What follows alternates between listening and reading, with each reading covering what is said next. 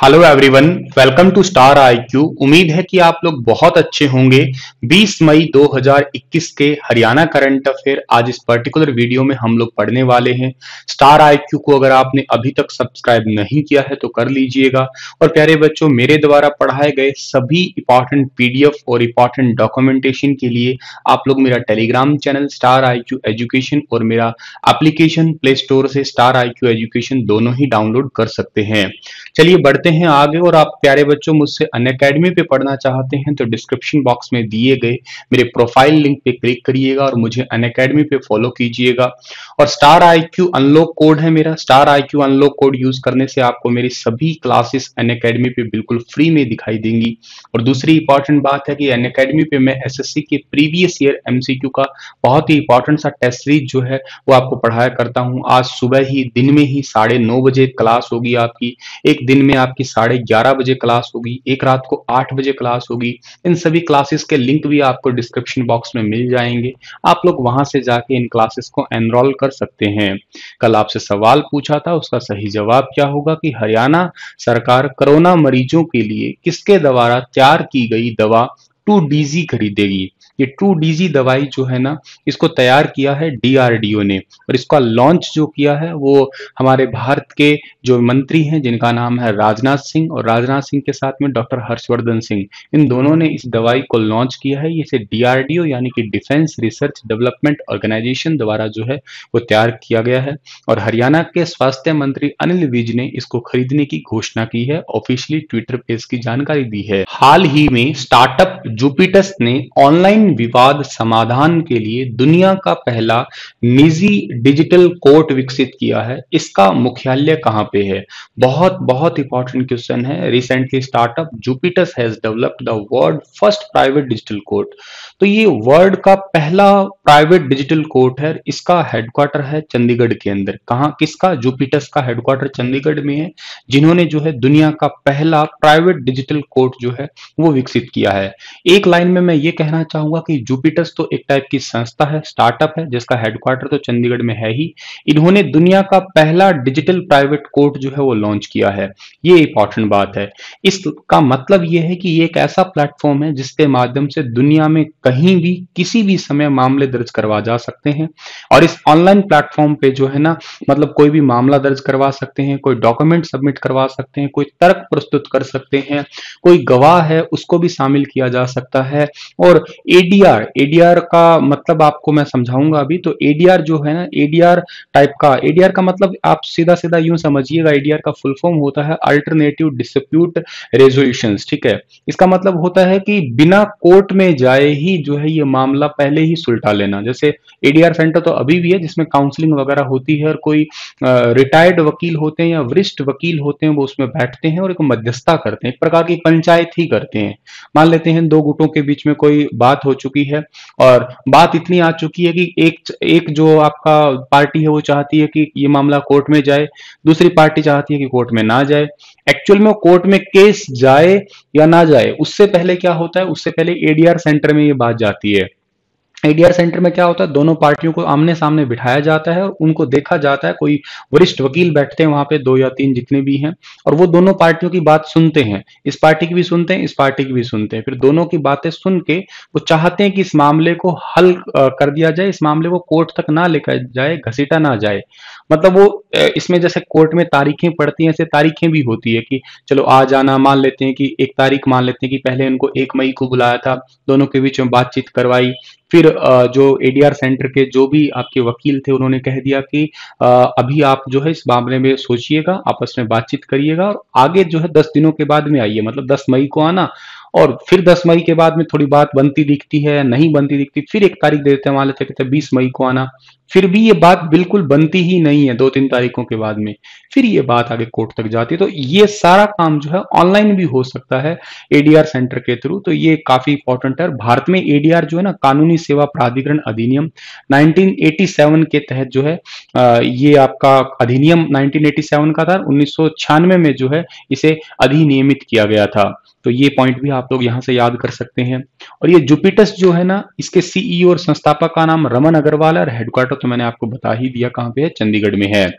काफी important question था ये, जरूर याद रखना। विश्व एड्स वैक्सीन दिवस 18 मई को मनाया जाता है। इस पॉइंट को तो पहले याद रखिएगा कि विश्व एड्स वैक्सीन दिवस 18 मई को मनाया जाता है हर साल। किसने हरियाणा में एड्स से संबंधित शक्ति परियोजना या जो आपका शक्ति प्रोजेक्ट है इसका शुभारंभ किया है? तो इस पॉइंट को भी आप याद रख लीजिएगा कि 18 मई को तो मनाया जाता है विश्व एड्स वैक्सीन दिवस, और एड्स डे हर साल मनाया जाता है 1 दिसंबर को मनाया जाता है। इसी एड्स के लिए ही लोगों को जागरूक करना, अब एड्स फैलता है, एसटीडी डिजीज है, सेक्सुअली ट्रांसमिटेड डिजीज कह सकते हो, या ब्लड डोनेशन के माध्यम से। तो इस के लिए लोगों को जागरूकता देने के लिए एक शक्ति प्रोजेक्ट हरियाणा में शुरू किया गया था, और इस प्रोजेक्ट को शुरू किया 2017 की मिस वर्ल्ड जिनका नाम है मानुषी छिल्लर, यानी कि बी ऑप्शन जो है इस क्वेश्चन का वो आंसर हमारा वो बिल्कुल ठीक रहने वाला है। ठीक है, अच्छा ये जो ऑप्शन है ना ये सारे ही मिस वर्ल्ड है, एक इनमें मिस यूनिवर्स भी है। सुष्मिता सेन जो है वो भारत की पहली मिस यूनिवर्स है, भारत की 2 ही मिस यूनिवर्स है, सुष्मिता सेन और लारा दत्ता।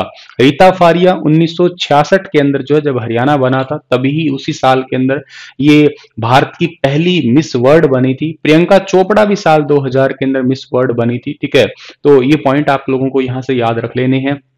अब आप इस पॉइंट को भी पहचानिएगा कि वर्ल्ड एड्स वैक्सीनेशन डे जो है ये मनाया जाता है 18 मई को सेलिब्रेट करते हैं, दुनिया भर में मनाते हैं। और इस दिवस का उद्देश्य क्या है कि आम जनता को एड्स के बारे में थोड़ा सा शिक्षित करना, रिसर्च जितने भी करते हैं उनको, जैसे मान लेते हैं एड्स की वैक्सीन के लिए जो भी रिसर्च करते हैं उनका प्रोत्साहन करना, ठीक है ना, उनका धन्यवाद करना एक प्रकार से। और ये एड्स वैक्सीनेशन डे जो है इसे मनाता है national institute of health, national institute of allergy and infection disease, ठीक है ना, NIAID के द्वारा जो है इसे सेलिब्रेट किया जाता है, हर साल मनाया जाता है। और 18 मई 1998 को दुनिया भर में पहली बार जो है वो एड्स वैक्सीन डे सेलिब्रेट किया गया था।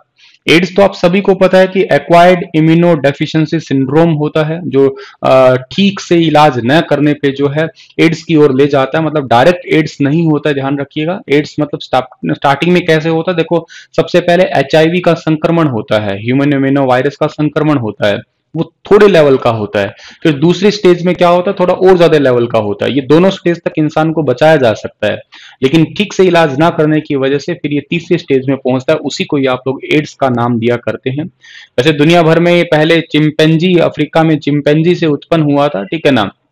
और इसका मामला जो है वो इंडिया के अंदर तो 1986 के अंदर आया था, 1986 के अंदर आया था। पहले ये अमेरिका के अंदर आया था ये मामला, ठीक है ना, अफ्रीका के चिंपैंजी के माध्यम से। और एड्स के लिए अगर कोई टेस्ट करवाता है तो उस टेस्ट का नाम एलिजा टेस्ट है, एंजाइम लिंक्ड इम्यूनोसोर्बेंट एसे इसका फुल फॉर्म है, ठीक है ना। और किसी व्यक्ति को अगर एड्स हो जाती है तो उसको पहली जो दवाई दी जाती है उसका नाम है AZT, ठीक है, एजिडोथाइमीन जिसको कहते हैं हम लोग।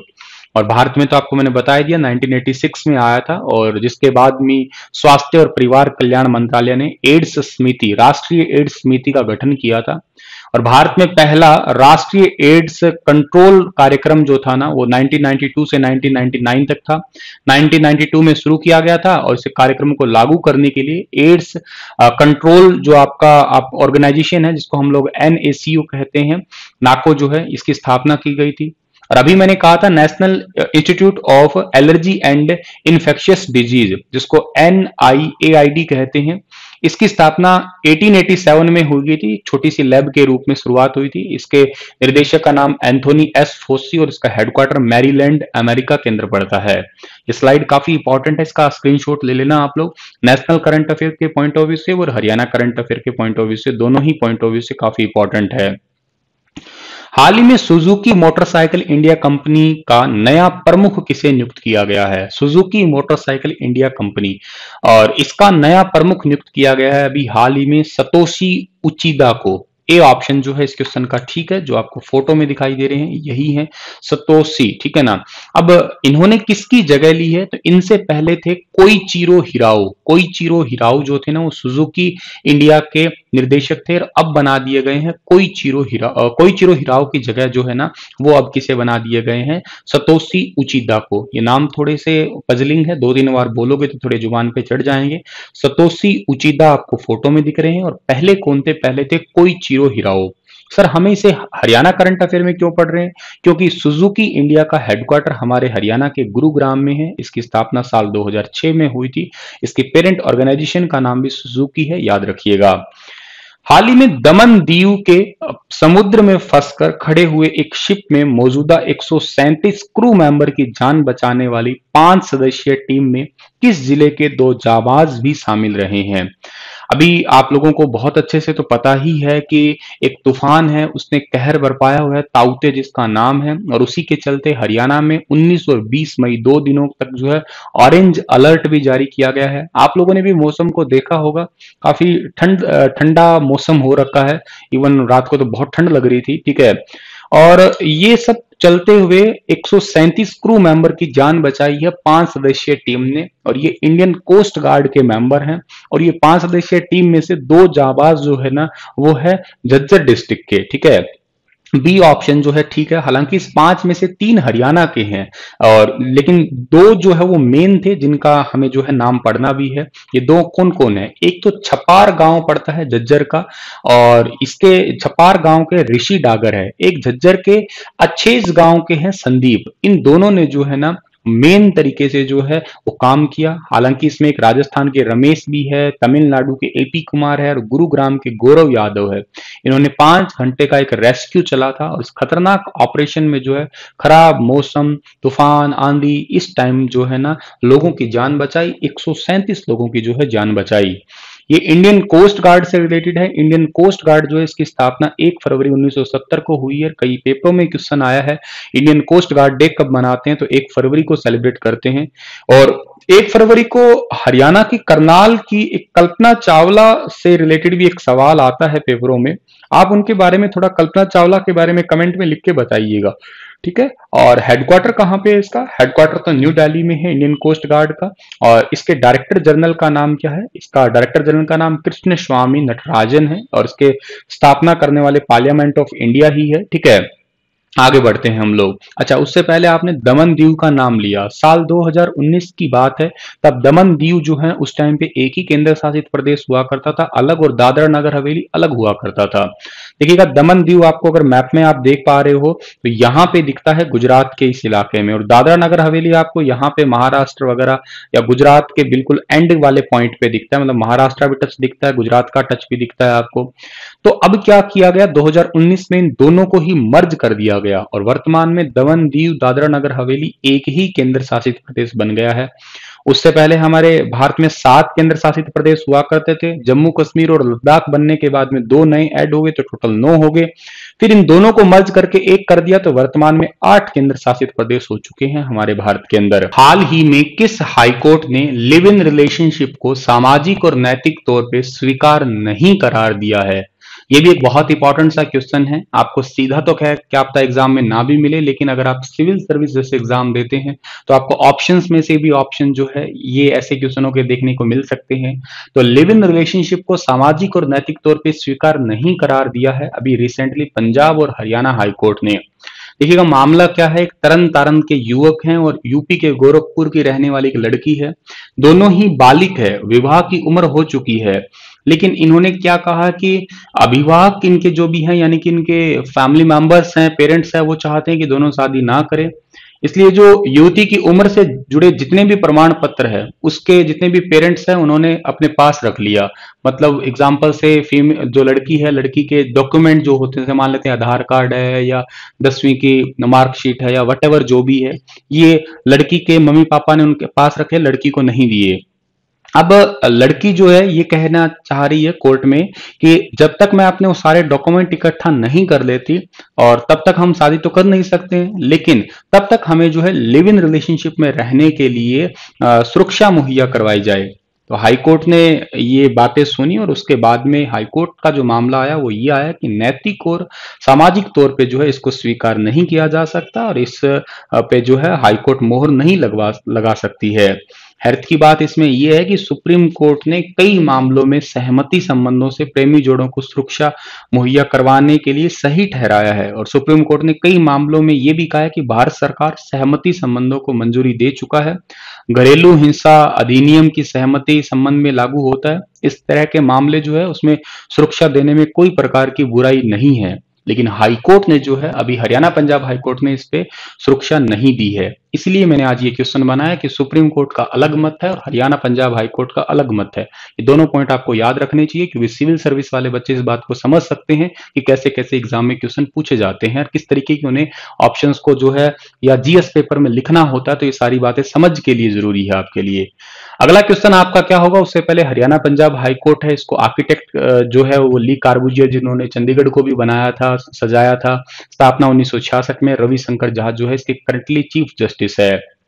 अनीता कुंडू एक बार फिर से किस पर्वत पर चढ़ाई शुरू करेगी? अनीता कुंडू, आप लोगों को थोड़े दिन पहले मैंने पढ़ाया था, अनीता कुंडू जो है माउंट लोत्से जो है इस पर्वत के ऊपर चढ़ाई करेगी। इस पर्वत की ऊंचाई आज मुझे बताना आप कमेंट में, मैंने उस दिन बताई थी तुम्हें, आज तुम बताओ कि कितनी इसकी ऊंचाई है। देखिएगा, बात यह हुई थी कि 14 मई को अनीता कुंडू खराब मौसम के कारण जो है ना वो वापस लौट आई। ठीक है, मौसम खराब था इस करके बेस कैंप में वापस लौट आई और अनीता कुंडू जो है फिर से दोबारा से माउंट लोत्से की पर्वत की चढ़ाई शुरू करेगी। ऐसा प्रयास पहले कर चुकी है और मौसम इतना खराब था कि 2 पर्वतारोही जो थे ना उनको जान गंवानी पड़ी इसके चलते हुए। ठीक है, और लगभग ये 8200 मीटर पे पहुंच गई थी और ये 12 साल से मतलब जो है पर्वतारोहण का काम कर चुकी है। ये तो बात आपको पता ही है कि माउंट एवरेस्ट को कुल 3 बार इन्होंने फतेह कर लिया। नेपाल और चीन दोनों के रास्तों से ही माउंट एवरेस्ट की फतेह करने वाली हिंदुस्तान की पहली बेटी है और उन्होंने सभी महाद्वीप के ऊंची शिखरों को भी फतेह कर लिया है और ये हिसार के फरीदपुर गांव की रहने वाली है। ये बातें मैंने आपको थोड़ा समय पहले भी पढ़ाई थी। हरियाणा में कोरोना वैक्सीन की बर्बादी में कौन सा जिला सबसे आगे है?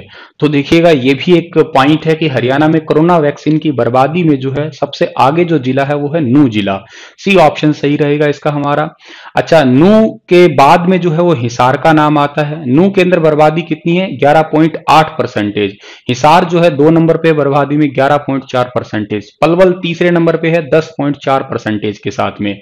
सबसे कम बर्बादी कौन सा जिला कर रहा है? अंबाला कर रहा है, इसमें नाम मात्र की ही है। अच्छा, नूह में जो है ना अगर आप वैक्सीनेशन की बात करते हो तो नूह में 58,942 व्यक्तियों को टीका लगा है। नूह के बाद दूसरे नंबर पे लगा है चरखी दादरी में सबसे कम 10,114। ये सबसे कम टीके लगने वाले जिले हैं, ये भी देखना। बर्बादी में तो आपको मैंने 3 बता दिए, नूह है, उसके बाद में हिसार है, फिर पलवल है। सबसे कम टीके लगने वालों में नूह है, 2 पे चरखी दादरी है और 3 नंबर पे फतेहवाद है, जहां पे सबसे कम 27,327 व्यक्तियों को ही टीका लगा है। अगर आप बात करते हो टीकाकरण में सबसे आगे कौन सा है, तो सबसे आगे है गुरुग्राम। गुरुग्राम में 77,895 व्यक्तियों को 13 मई तक इंजेक्शन लग चुके हैं। दूसरे नंबर पे फरीदाबाद है, जहां पे 4,53,960 लोगों को। तीसरे नंबर पे अनिल विज है। अंबाला में 3,63,052 लोगों को टीका लगा है। ठीक है, और 16 मई तक हरियाणा में 80% जो स्वास्थ्य कार्यकर्ता हैं या 61% जो है ना फ्रंट लाइन हेल्थ वर्कर्स हैं, उनका टीकाकरण करवाया जा चुका है। अब आप कहेंगे सर ये टीका बर्बादी का मतलब क्या कहते हो? तो इसकी जानकारी जो दी है हरियाणा के राजीव अरोड़ा ने। ठीक है ना, अब इन्होंने क्या जानकारी दी है, राजीव अरोड़ा ने क्या बताया कि देखो सीसी का टूटना है, ये भी एक बर्बादी में है। खुली सीसी रह जाना, आपको मैं बता देता हूं, किसी जो वैक्सीनेशन है उसको अगर आप खोल देते हो तो 4 घंटे के अंदर उसका यूज करना जरूरी है, उसके बाद में वो कोई काम का नहीं है। या सिरिंज जो है वो गलत हो सकती है, मान लेते हैं इंजेक्शन में भर दिया लेकिन सिरिंज फेल होगी बाद में, ये भी एक बर्बादी कहिएगा। कई ऐसे लोग होते हैं जो जाके वहां पे जहां इंजेक्शन लगवाने की बात करते हैं टिक्का देख के डर जाते, कहते ना टिक्का नहीं लगवाते, या कुछ और मन में बात आ जाती है, कोई अफवाह की बात सुन लेते हैं कि ना ना ना वैक्सीनेशन करवाना ठीक नहीं है, इसके बाद ये हो जाएगा वो हो जाएगा। ठीक है, ऐसे झिझक करते हैं लोग। ठीक है, और शुरुआती दौर में 20 खुराक वाली शीशियां हरियाणा को मिली थी। और मतलब क्या है कि कुछ ऐसा भी होता है कि जब वैक्सीनेशन आपको मिलती है तो कुछ उसमें शीशियां टूट जाती है, खराब वाली भी मिल सकती है, खुली शीशियां भी मिल सकती है, तो ये बर्बादी के सारे कारण हैं। ठीक है, और हरियाणा में मौजूद वैक्सीनेशन की ओवरऑल पूरे हरियाणा में 5.1% की बर्बादी है। हरियाणा सरकार ने हाल ही में 66 लाख कोरोना वैक्सीन के ऑर्डर दिए हैं। कब तक हरियाणा के सभी पात्र लोगों को टीका लगवाने का लक्ष्य रखा गया है? तो हरियाणा सरकार ने अभी रिसेंटली 66 लाख कोरोना वैक्सीन के ऑर्डर तो दिए हैं और हरियाणा में जितने भी पात्र हैं जिनको इंजेक्शन लगने ही चाहिए, अगस्त 2021 तक का ये टारगेट रखा है। ठीक है, कि अगस्त 2021 तक हर व्यक्ति को जो है ये टीका लगा दिया जाएगा। अभी रिसेंट सर्वे के अकॉर्डिंग ये पता लगा है कि जो लॉकडाउन का टाइम है उसमें 11% जो है ना वो संक्रमण की दर घटी है। वैसे ये माना जा रहा है कि दिल्ली के कारण जो है हरियाणा में संक्रमण थोड़ा ज्यादा बढ़ा है, ठीक है। और एक के बात और भी है कि हरियाणा के गांवों में जो है ना अब तक 22 लाख लोगों की स्क्रीनिंग करवाई जा चुकी है, जिसमें अंबाला जो है वो टॉप पे है। हरियाणा सरकार ने हाल ही में डीएपी खाद पर सब्सिडी कितने परसेंट बढ़ाई है? किसानों के लिए खुशखबरी कह सकते हो आप लोग। हरियाणा ने जो है डीएपी खाद पे सब्सिडी जो है वो 140% बढ़ाई है। सी ऑप्शन सही है इसका हमारा। मतलब डीएपी का बैग जो है वो 2400 रुपए वाला जो है केवल अब 1200 रुपए में मिलेगा। आधा हो गया, मतलब सस्ता हो गया। ये सरकार के द्वारा अभी रिसेंटली किया गया है निर्णय। सी ऑप्शन ठीक रहेगा इसका हमारा। हरियाणा में किसने टेलीमेडिसिन की शुरुआत की है? तो टेलीमेडिसिन की शुरुआत हरियाणा के अंदर की है विश्व हिंदू परिषद ने। ए ऑप्शन जो है इसका हमारा बिल्कुल ठीक रहेगा। और हरियाणा के अंदर जो है 1075 टोल फ्री नंबर के जरिए टेलीमेडिसिन योजना को तैयार किया गया है।